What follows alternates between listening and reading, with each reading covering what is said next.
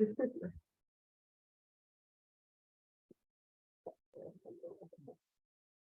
right, good morning. So welcome to this morning's session of Psyfeld. The discussion will focus on the Andrea Doria. Where would you like to start? Pick a character, pick a scene, anywhere. We can start by talking about Gwen. I thought, when she was like going on the date with that guy, and he told her that she had a big head, and then like throughout the rest of the episode, like all these random characters kind of like fed into this vision that her head was too big because people were like running into her. So I thought from like a self perspective, she like this kind of like stranger perception of her. And she started to do that as that is how I actually am. So a couple things going on here. And I'm not sure which one actually applies to Elaine in this particular episode, but any of these could be on a shelf exam. So it's probably worth reviewing. All right. So the general process of having someone's perception of you impact your self-image psychologically. What does that refer to? Projective identification. Yep. You looked at it? No, I didn't. Yeah, it came up in DXC. Good. Kudos. Yeah. And it's a variant of external locus of control. It's an example of an external locus, and individuals who have an external locus, who actually have the way they feel, the way they think, the way they behave, directly influenced by perceptions of others, certainly have a risk for developing a mental disorder. Right now, does it always happen? Of course not, and certainly it doesn't predict a specific type of disorder, but there's a risk. Right? Similarly, people who have an internal locus have a protective factor. A lot of things that are said about them, said to them, don't get the same reaction. And that really is the basis for the SOR theory of psychology, this stimulus organism response, which is kind of an offshoot of the SR theory, which is behaviorism. And people like Albert Ellis, cognitive psychiatry or psychology, developing SOR with a real focus on the organism, the O in that acronym, and specifically the organism's cognitions, how one processes information and then reacts or has a response. Right? And that process, that cognitive schemata, can have an internal versus an external locus of control. So that's one of the things I think this particular scene identifies. Yeah. Now, let's say, hypothetically, that you've watched previous episodes from previous seasons, and in this character, Elaine, there seems to be a pervasive pattern of her doing this, right? So her cognitions might be stable and might be that stable filter that consistently interprets others' actions, beliefs, attitudes as malevolent, as dangerous. Along those lines, what now comes to mind for the clinician? Yeah, that's actually the etiology of paranoid personality disorder, where people misinterpret others' actions, others, all of the above, with motive. Right? That's paranoid personality in itself poses a risk for developing psychotic disorder. All right. What would Freud say in terms of the development of the paranoid personality along these lines? What else might be in play here that we probably should briefly review in prep for your shelf exam? Think ego defense mechanisms. Did you refer to it before? Yeah. Projection is a defense Right. mechanism, is an initial defense mechanism. Yeah, and so we'll fold that back in there, right? So it's the reattribution or misattribution of one's own beliefs, impulses onto another, so as to not feel the threat of what you're really thinking, right? So those impulses are housed in the Freudian id, that aspect of our subconscious or unconscious, yearning for conscious expression, but the superego will not allow it because it's too threatening, it's taboo. So this friction causes anxiety, and anxiety is alleviated or kept sub-threshold by the ego through these unconscious processes, i.e. the ego defense mechanisms, projection being one example. And there might be other episodes in which Elaine does project, and if that is the case and it is recurrent and if it's clinically significant, we probably do have to investigate the etiology and therefore the most likely diagnosis. And the paranoid personality disorder probably would be at the top of our differential. What other behaviors did you say? Actually, for completeness sake, what are the other two cluster A personality disorders in addition to paranoid personality? Good, right? The schizoid and the schizotypal personality disorder. I never learned how to pronounce that last word. So as long as it's on a shelf exam and written, it doesn't matter. Right. What's the hallmark quality of the schizoid personality?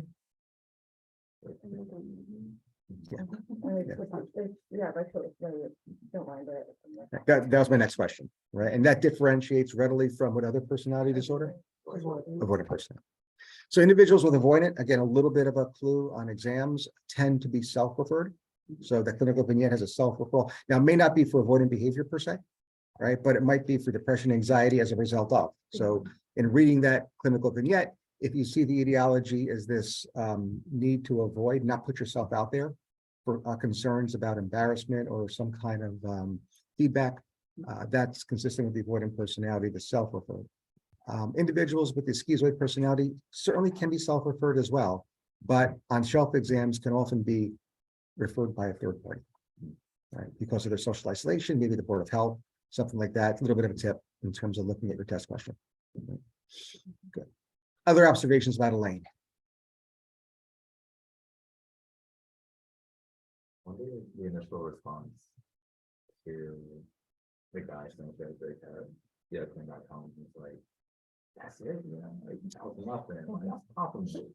Or is it a bit of like, you know, refreshing, or like, kind of like giving us the opposite response of how you actually feel? But I don't know if I could put a projection or if that's Reaction formation, maybe? If she truly felt like that.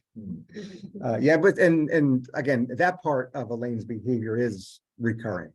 We see her with that type of reaction to different things, especially interpersonal relationships or comments made within interpersonal relationships. Maybe reaction information. Well, and let's go with that just a little bit more. We talked about how these processes, especially if consistent with the paranoid personality disorder, can lend risk for a future psychotic disorder, schizophrenia and other psychotic disorders. Brief step back. What are those other psychotic disorders? So the chapter is schizophrenia spectrum and other psychotic disorders. Schizophrenia spectrum. There's a couple of ways to think about this. Number one is etiology. And it is noteworthy that the schizotypal personality disorder is actually now classified in the psychotic disorders chapter, right? So think about that as spectrum because it does pose risk, and it poses the highest risk among the cluster A personalities. So it is actually published as part of the schizophrenia spectrum and other psychotic disorders chapter of the DSM. And then the other way to think of schizophrenia spectrum is outside of etiology, is symptomatology, right? So with schizophrenia, you have a timeline and then you have symptoms. The timeline would include other conditions like brief psychotic disorder and schizophreniform disorder. And then from symptomatology, schizoaffective disorder, right? So just kind of outlining the chapter in that way. Schizophrenia spectrum includes those disorders that we just mentioned. Is delusional disorder security?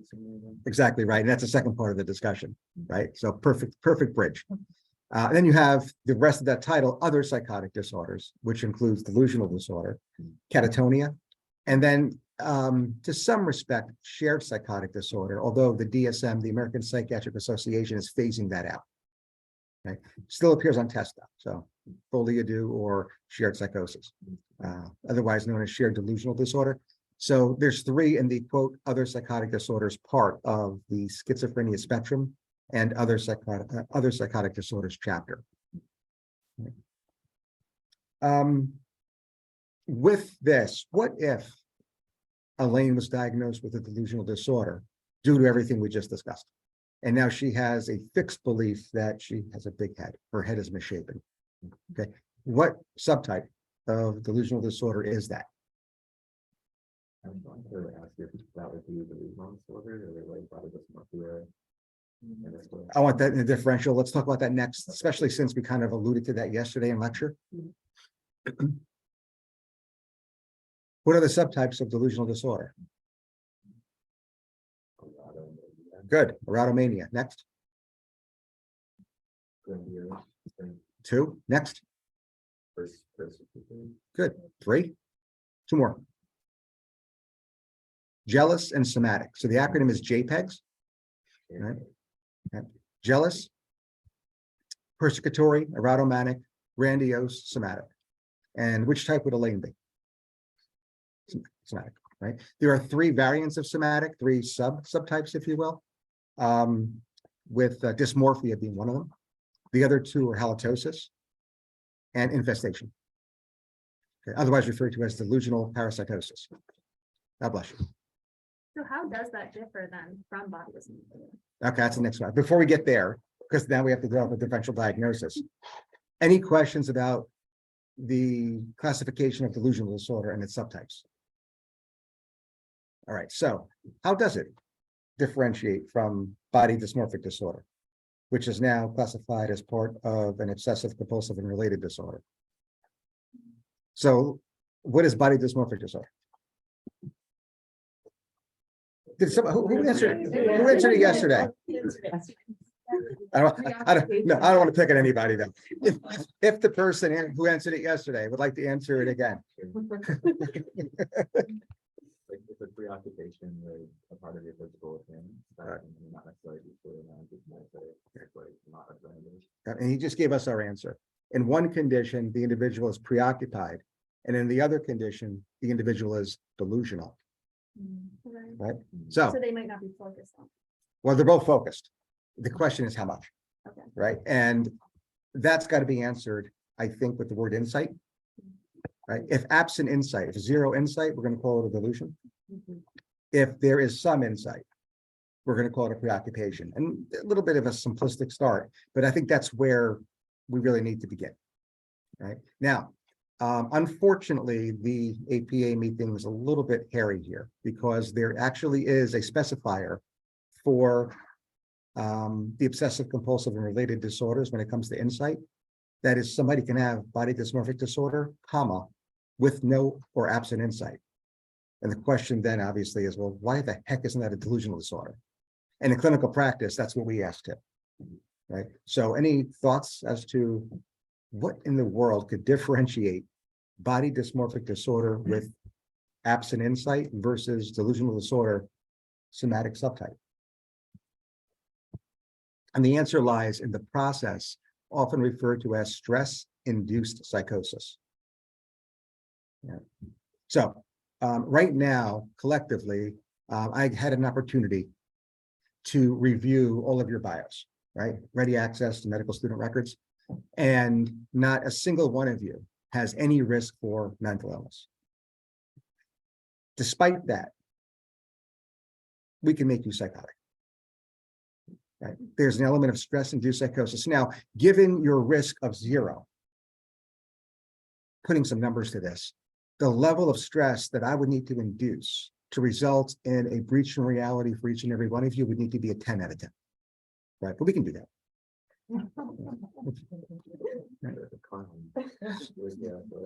And in 8 hours, one of you, perhaps even one of you sitting at this table, may actually experience some of that. Maybe. On the other hand, if an individual has risk, you could then understand how the level of stress then that would need to be induced a psychotic break would be less than 10. Right. So, and with that kind of conceptualization, we can kind of bring it back to the conversation of differentiating between body dysmorphic disorder with absent insight versus delusional disorder. For delusional disorder, the lack of insight is baseline. An individual is delusional. On the other hand, the absent insight specifier is really reserved for that continuum that is induced by stress. So if an individual has body dysmorphic disorder, they are prone, because of their established mental disorder, to stress-induced psychosis. And if there is a clinic day which you are interacting with them and they actually have no insight and are psychotic, it is best to reserve that designation than to now say, I'm going to switch your diagnosis and I think you have delusional disorder. Now, the treatments, the medications that are available to you are going to be the same. Right? However, the treatment plan is going to be different. The overall treatment plan is going to be different. And that's the reason why the APA has that designation. So clinically, I think on the surface, it is a little confusing.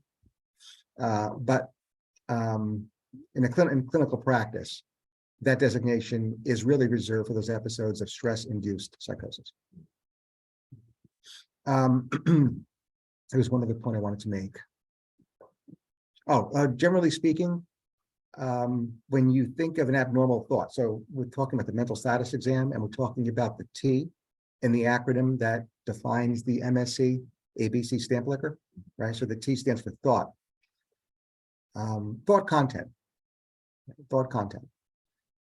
There could be themes, otherwise referred to as killer endings, which also populates the acronym KE, killer endings. Of course, suicidality, homicidality. But then there are other aspects of thought content as well. And that's when you get into these abnormal thoughts beyond SI or HI, starting with the overvalued idea, which is arbitrarily considered to be the mildest deficit in thought content. And by definition, not clinically significant.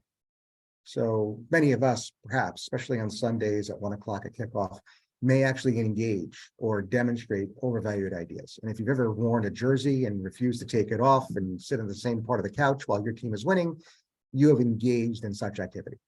Right? So to a large extent, not clinically significant. On the other hand, if there is greater and greater stress, that overvalued idea may actually evolve into something more serious. And ultimately, even a delusion, which would be at the end of that spectrum.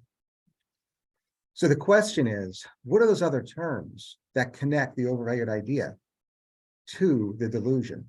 The one form of deficit that arbitrarily is agreed upon to be not clinically significant, to the other that is not only clinically significant, but psychotic as well, where reality testing is lost. And those clinical terms that operate the intermediate category include preoccupations, ruminations, and obsessions. Those are the three most common terms, which in clinical practice are largely interchangeable. When you say obsession versus preoccupation, it's, I think, known that your understanding is you're dealing with a clinically significant deficit in thought content, but one that is not psychotic. Right, so intermediate category. Questions? Just clarifying that the word preoccupation.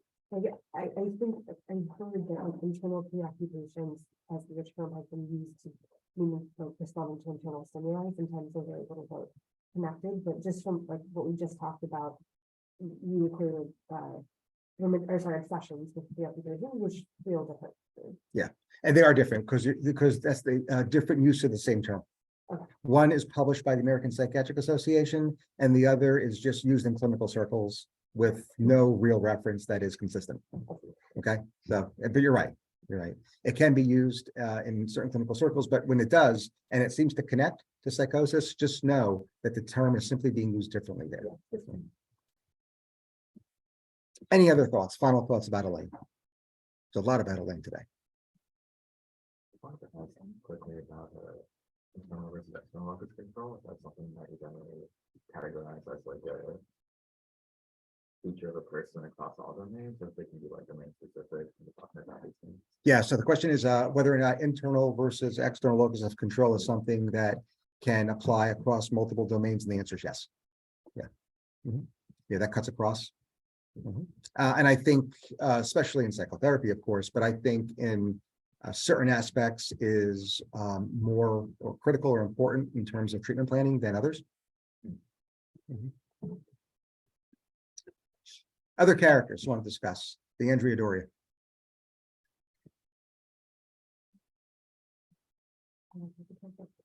Kramer. What's going on with Kramer in this episode? I mean, I think that he starts off without having a cough, and he does not want to go to the doctor because he thinks they're like hacks. And so he decides to go to a vet instead. And then he goes to a vet and gets medicine for a dog and then starts acting like a dog, which is interesting. It also has a little bit of the like some action reflected on the person in a way that like wasn't initially intended, like a little bit like a lane, but slightly different. But there's a few things that I think that there's like the paranoia against doctors, and then there's like the maybe illogical action that one of the do one or the other, and then of course there's like the ending part where it's acting as if you're the thing that you I don't know how to describe that exactly, but like when you enter the vet, you start acting like the dog. Yeah, and I think they're connected. So I think to start out, the obvious thing is the subversive comment about the medical or healthcare field. And Kramer being much more comfortable going to a vet, albeit kind of indirectly, than going to a licensed physician, whether it's ENT, whether it's a general practitioner. So I think that's there. There's no doubt about that.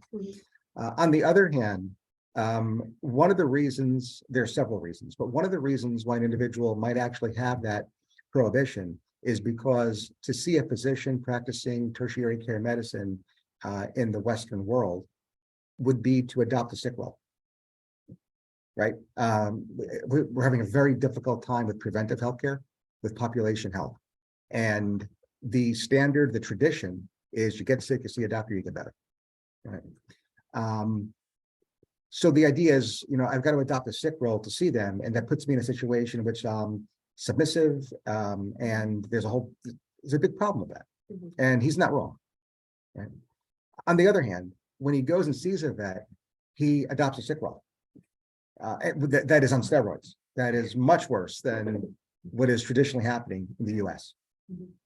Because by seeing a vet, he actually becomes or behaves like a dog. And is that an over-the-top metaphor for adopting the sick role nonetheless? So it turns out to be almost like a self-fulfilling prophecy that the very thing he tries to avoid, he not only becomes, but becomes in just the typical Larry David way, right? That only Larry David can actually express. Yeah. So I do think that's there. Now, to the extent that, these actions are guided by different mental processes, we have to discuss, again, psychotic behavior and whether Kramer has a breach in reality when he does what he's doing and Jerry just needs to grab a leash and follow him, or, gets excited about driving in a car. But that's just a rehashing of what we already discussed. Loose association, pardon the pun, just so that we can actually discuss it in a little bit more detail. If that would be the case, perhaps one of the ways to describe Kramer's behavior would be disorganized behavior. I mean, it doesn't make any sense. And because of that, we can look at this as a positive symptom of schizophrenia. Right? What are the other positive symptoms of schizophrenia? Delusions, hallucinations. Right, they're the big four, right? Due to what neurotransmitter? Dopamine excess or decrease, excess levels, and where?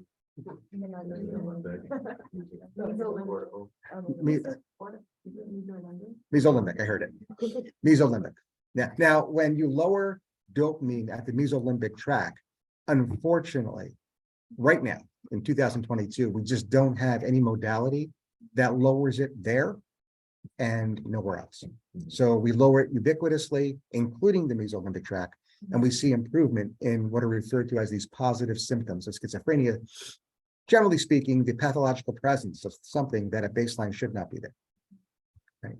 Hallucinations at baseline should not be there. Delusions should not. These are positive symptoms. Lowering the dopamine at other areas of the central nervous system, the brain, including the nigrostriatal tract, results in side effects. Exactly right, aka EPS.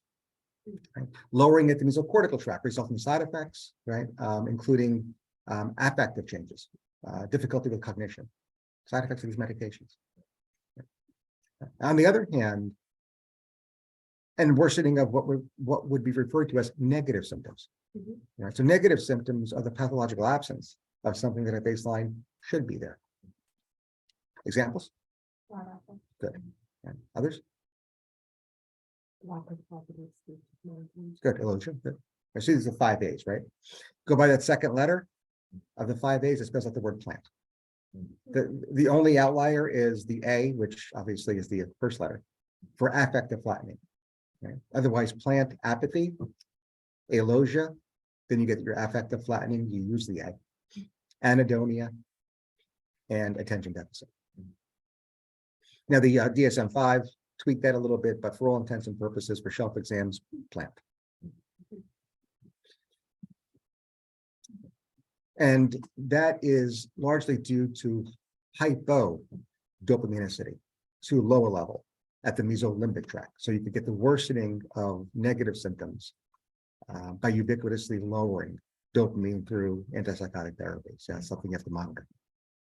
I look at that trade-off in terms of improvement of positive symptoms and worsening of negative symptoms when it comes to how it affects the patient. On that individual basis, yeah, it's a case-by-case basis.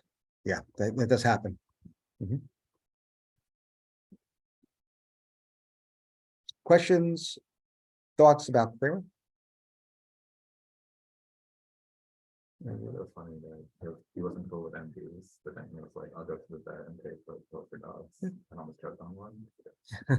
He justified guns go back, which I thought was funny. He was like, oh, well, they're back to more experience because they like treat all these different things and most of the human doctors, you know, like Yeah, and they're inferior compared to that. there's like logic there, so someone's missing. Yeah, right. But you can see it like on its own, it's like, oh, he justified, like to him, that makes sense to us, but Yeah, it's not like, no. I've never watched Seinfeld before. There's something in the last 8 seasons where he had a negative experience. Did it talk to you, or- No, but it's come up, well, you could assume that. I think it's fair. But there are other episodes in which Kramer goes to alternative therapies Yeah. and convinces, in the case of the heart attack, another episode, George to seek alternative therapies for an ailment. Yeah, he goes to Tor, healer. It's a great episode. You watch it. So I think it's a fair question. And if it results in clinically significant distress for Kramer, and this episode might attest that it does, something to examine. We're going to leave it there. We're coming to the bottom of the hour. I'm going to take a brief break, get everybody together. And then on our second link, come back for table rounds and see everybody back then.